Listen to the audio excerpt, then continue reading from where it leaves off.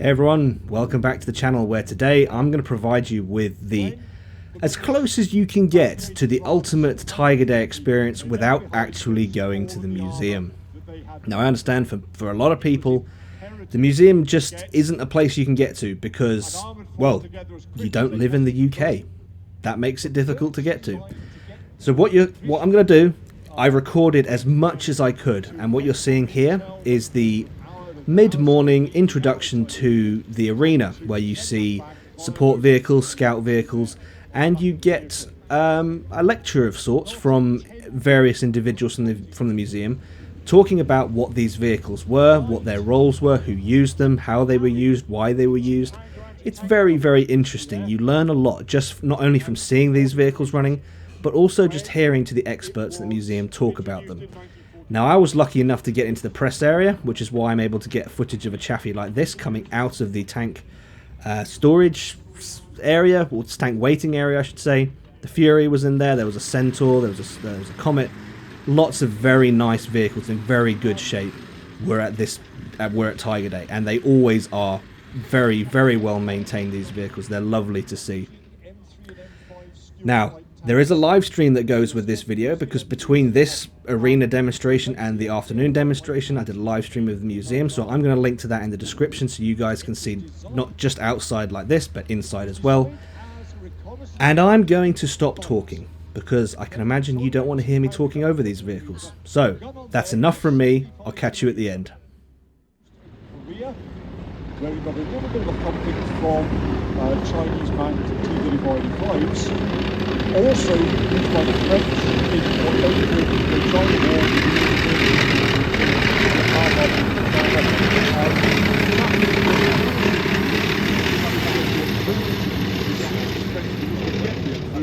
In bits, reassembled in theatre and used against the Viet Minh.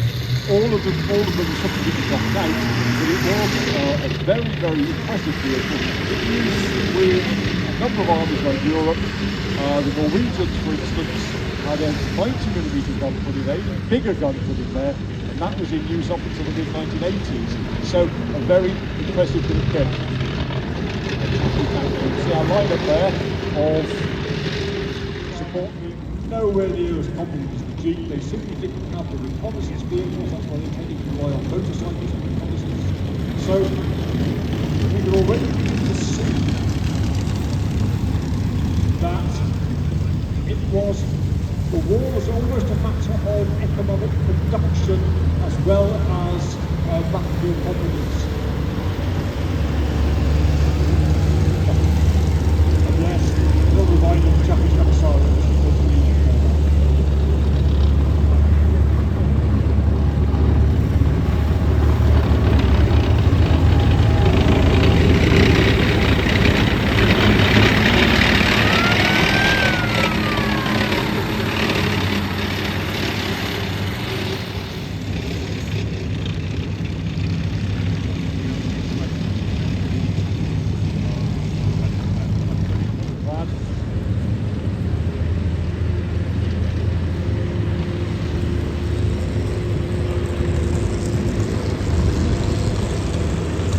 Street.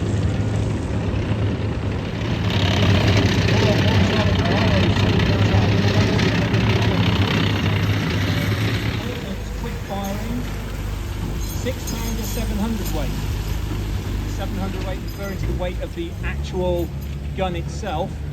The whole equipment weighs.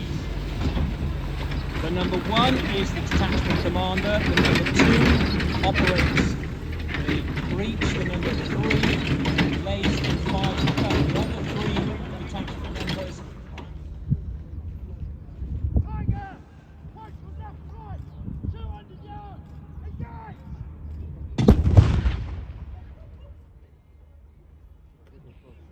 That's the baby gun. This is really going to hurt. Pheasant, 17-pounder. 1 round. Engage.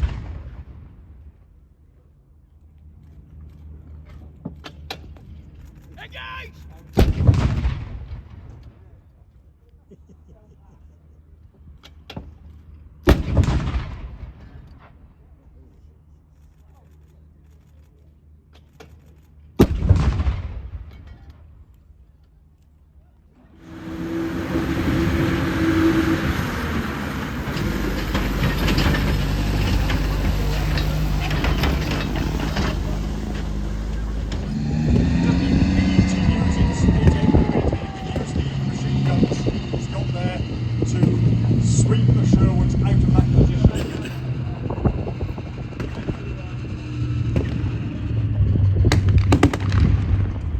This is desperate stuff, ladies and gentlemen.